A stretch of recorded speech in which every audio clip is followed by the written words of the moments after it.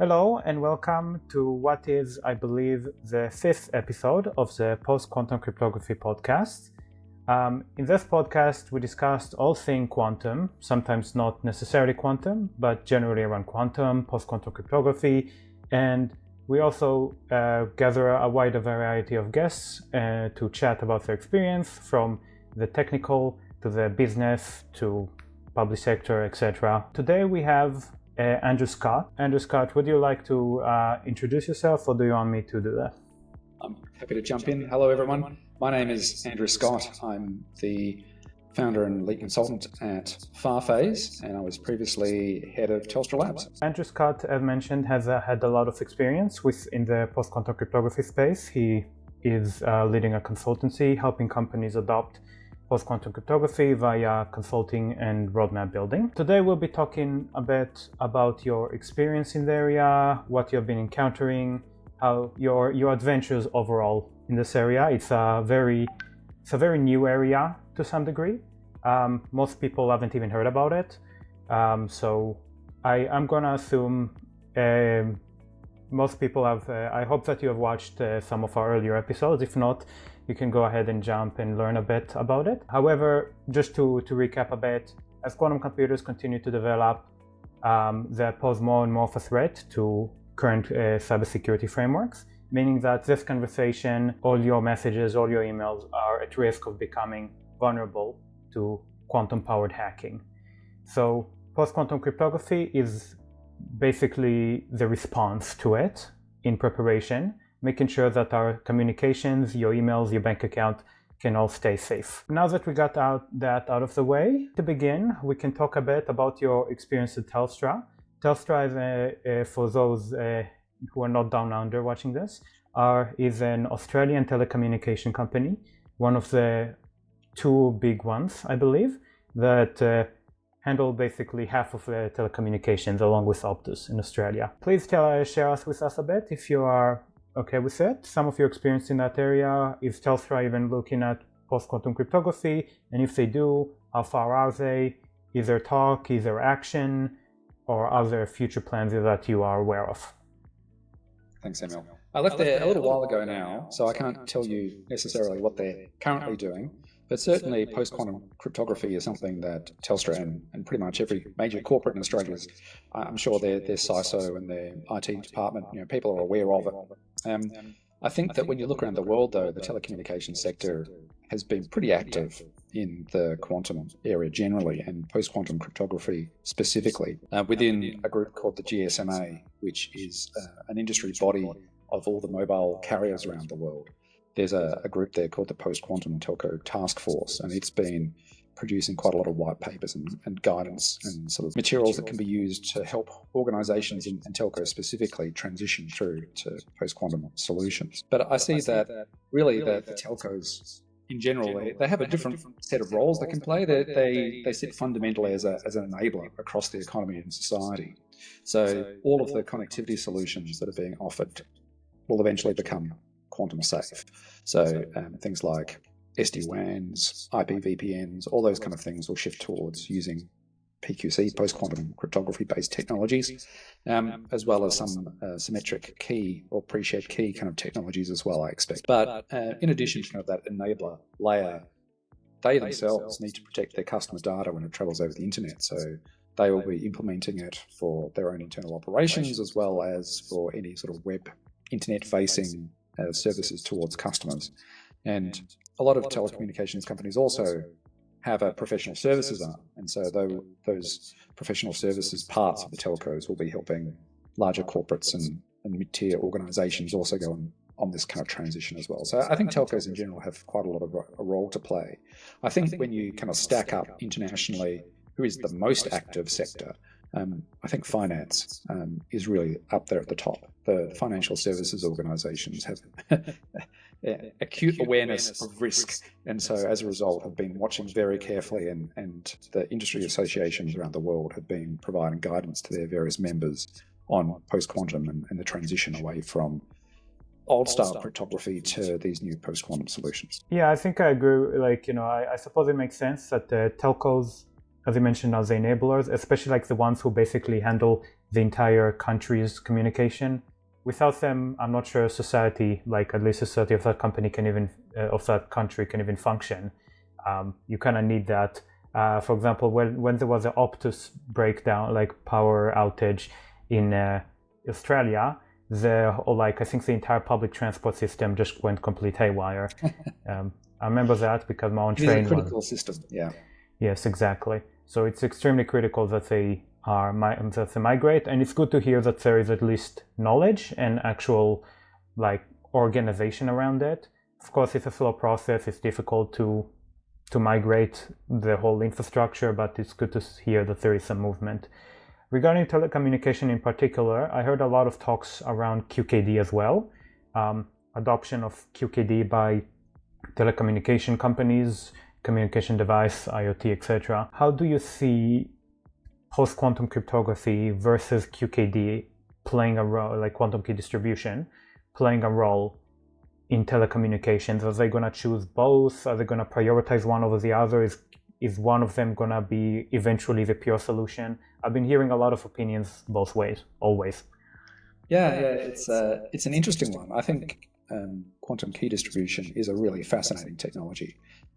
Rather than relying on the mathematics to protect you, in the case of cryptography, you're basically using the laws of physics to protect you in the case of QKD. I think it depends regionally kind of where QKD sits. So Singapore, for example, is a big adopter of quantum key distribution. It's interesting that you can tend to see those regions that have a sort of finance center around them also tend to be those that are kind of early adopters. So you look kind of around London, you look around New York City, Singapore.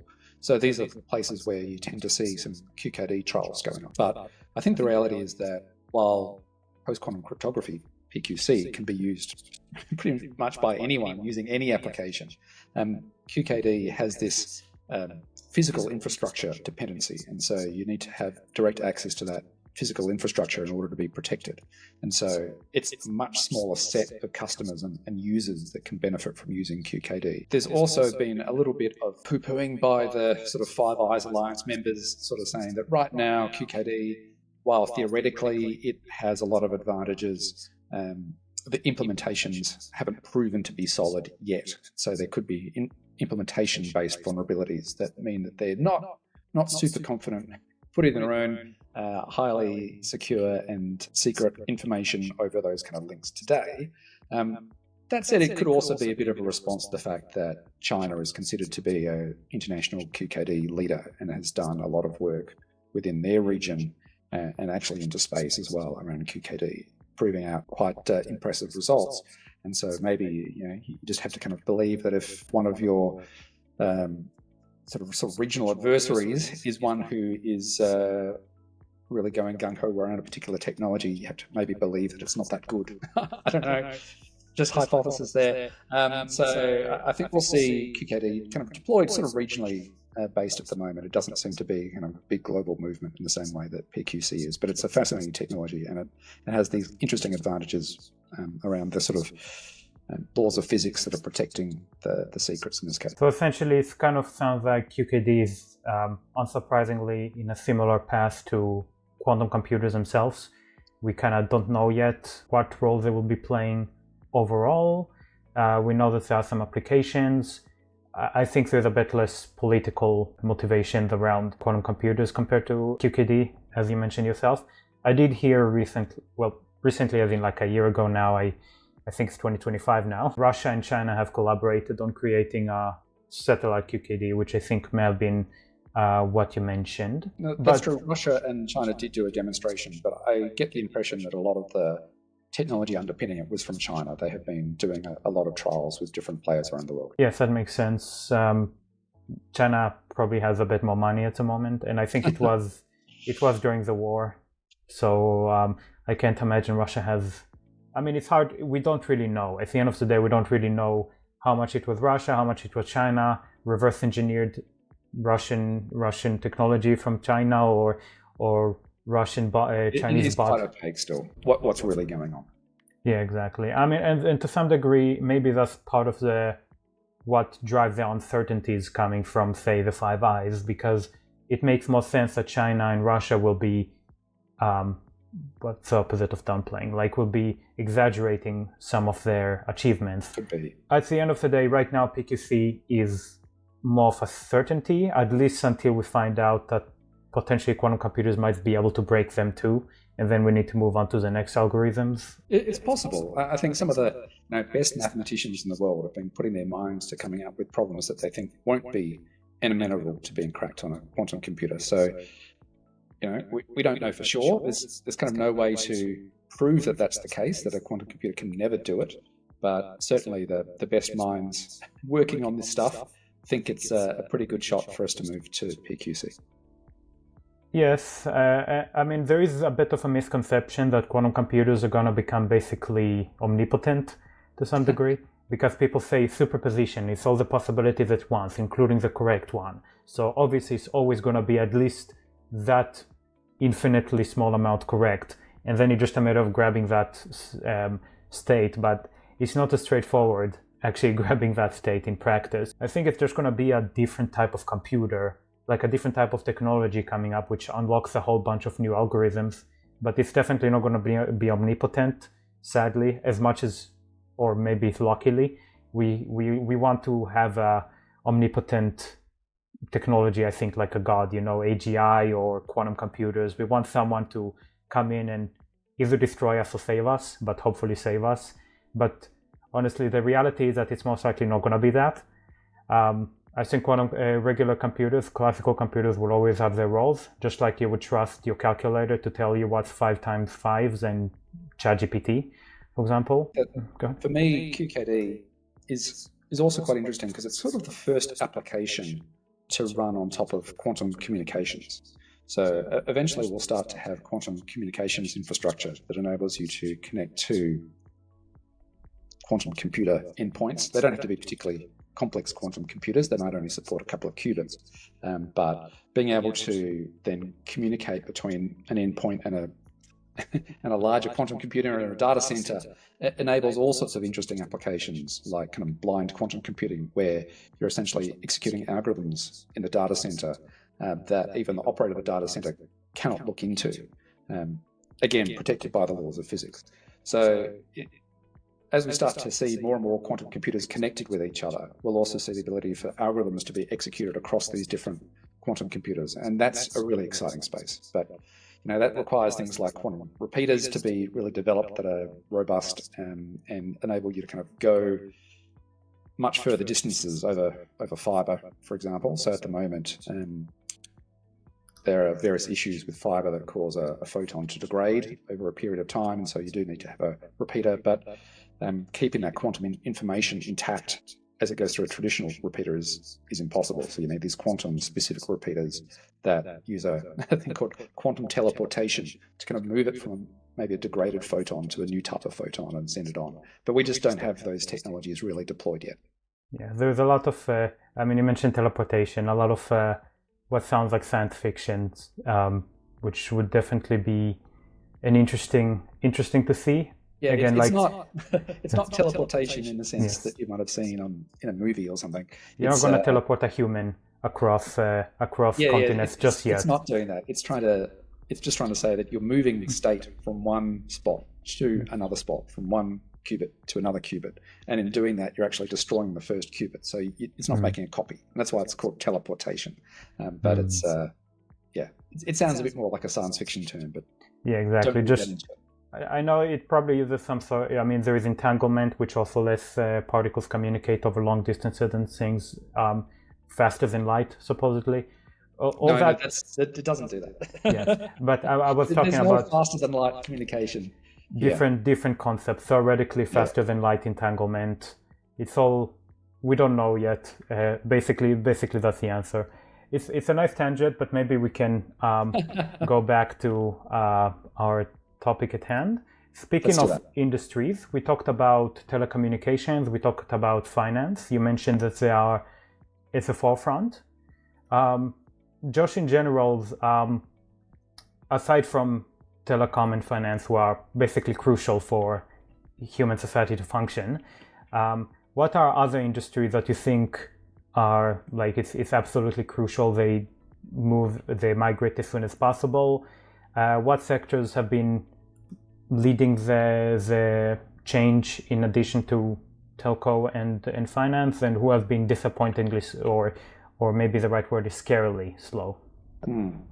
Well, I think that we've already mentioned some of the sectors which are the leaders, but other sectors that I would be looking at to kind of move to these quantum safe solutions would be in the legal area, the health area, and in the government area, including defence more generally. So I think that those are all areas that they have quite sensitive data, sensitive information, and it remains sensitive for long periods of time. And so if it's being captured today using what will become insecure cryptography, so what's known as the stored out later attack, it means that when a quantum computer comes around, that information will be able to be exposed while it's still sensitive. And so I think those are the industries that really are needing to kind of move a bit faster. So health is notoriously kind of strapped when it comes to doing sort of IT transformations. A lot of the money is more focused around sort of medical applications rather than the IT applications, even if there are sometimes risks being taken on in terms of privacy. So I think this is one that should be focusing on a bit more. I think that government in Australia in particular has been a little bit slow. I think the United States has gone out a couple of years back saying that they want to see all of their suppliers to all their agencies and departments move towards quantum safe solutions, and please produce a roadmap for doing so.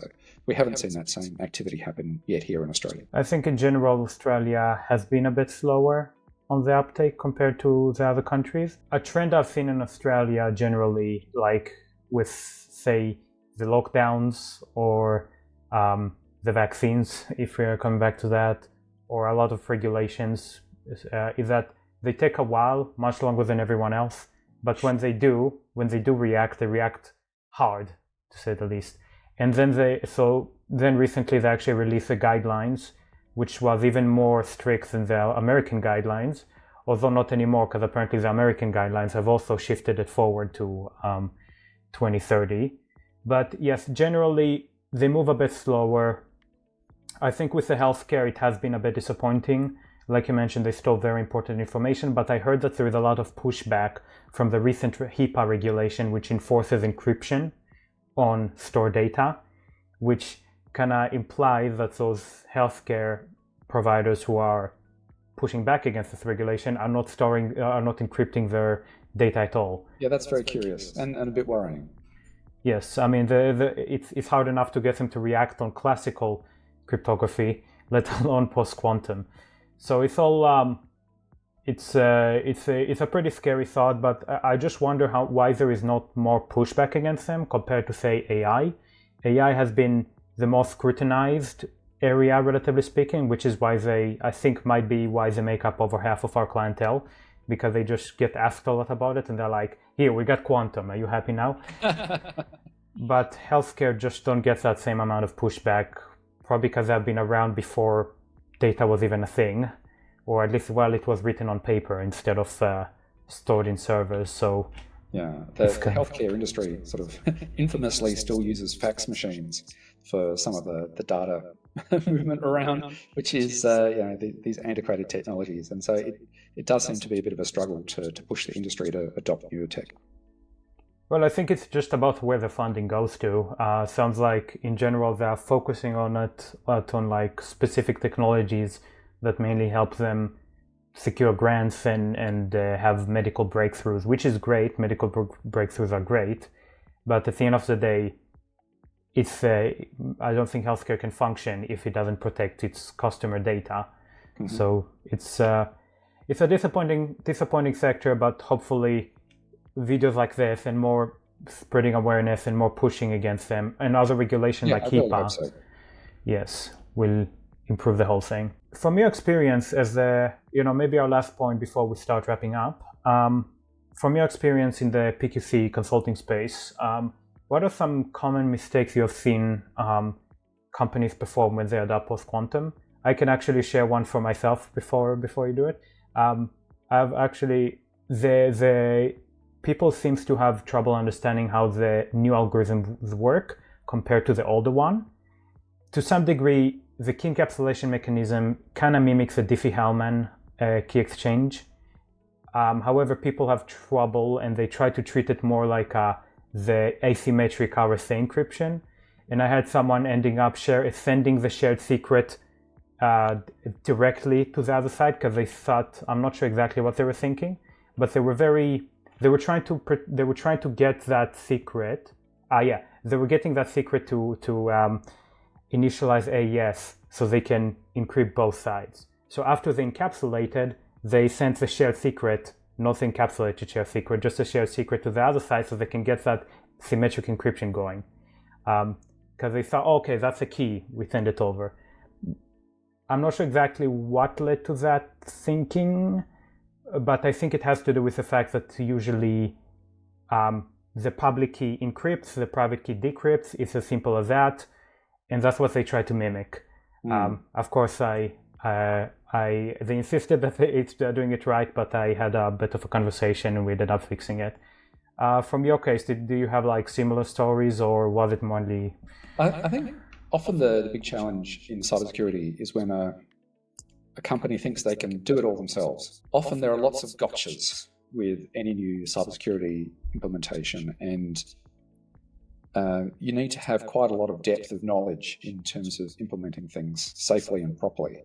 And while an organization can build those skills up over time, often when a new tech comes in, they don't have those skills. And so a common mistake is just to assume, oh yes, we've done something similar before, we'll just do this too. And that is a really risky thing to do. So I think the one thing I would counsel organizations is to bring in people who know what they're doing with the new technology and work with you very closely. And maybe there can be a skill transition as part of that, but you don't want to be doing it entirely yourself. I think that that was a symptom, like what happened with me was a symptom of what you were saying, because they actually were saying, I'll implement this algorithm myself, thank you for your help, like, I'll use your API.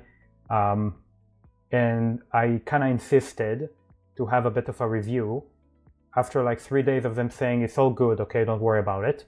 I finally managed to look into the code, and then I found out it's not really right. So, like you said, they think either I find a tool or like, I just implemented myself, it's all gonna be good. I heard there have been a lot of companies who also said, oh yeah, we already adopted it. And as soon as I dig in further, turned out they didn't do it the way they hoped, or they adopted an algorithm that, like, for example, I think there was a crypto company who shouted how they're using, don't quote, I might be wrong with the algorithm name, I think it was called the bike algorithm, that they developed themselves, the post-quantum algorithm, and they were saying how they're now quantum secure, and turned out that one laptop managed to break that algorithm in a weekend. So it's, like you said, it's important that you have experts, that you have people who are experienced in that area, both with the implementation of the algorithms and fixing vulnerabilities and the actual integration thereof. And not also another mistake I would say is don't rely necessarily on vendors like SSL or TLS people to just take care of that for you. First of all, the adoption is not unified. Like sometimes they adopt it, sometimes they don't, and then when a TLS does adopt it, but say your browser doesn't, then it has to fall back into regular, like classical encryption. So if you just integrate it, go ahead. Yeah, no, completely agree. I think organizations that have in-house IT, obviously there's a lot of work that they're going to need to do. But then those who have completely external IT, they're working through SaaS vendors, for example, for all of their services, and they're just going to rely on their suppliers to upgrade and protect them. It's not sufficient just to say, okay, it's going to be their problem. So, for example, today you called out, think that you're protected because you've heard that on their side they've adopted these new technologies. But in fact, if you're using, say, Safari as your browser, Safari doesn't support post-quantum cryptography. And so everyone who's connecting to those services using Safari are actually sending stuff using the old cryptography. And if you don't know that and you're not trying to help organizations move to these new technologies, like actually go, well, how do we migrate our workforce to be now using these new technologies? How do we mitigate? Like maybe those people who have to access this particular system that's particularly sensitive, we'll give them Chrome, Firefox, Edge, something else instead. So you need to at least, you can't completely outsource it. You need to take some steps yourself. Which is true for cybersecurity in general, not just post-quantum. There's always the devil in the details. Exactly. I think that was a pretty good discussion. I think we can, before we wrap it up, was there anything else you wanted to bring up or to finish that you think is important to say? No, this has been a great chat. So thank you for having me on, Samuel. All right. Thank you very much for your time. And those who are watching, if you watch this long, I appreciate you watching. And hopefully, as we grow, we can continue spreading awareness of the quantum threat. Thank you very much, and have a good day. Thank you.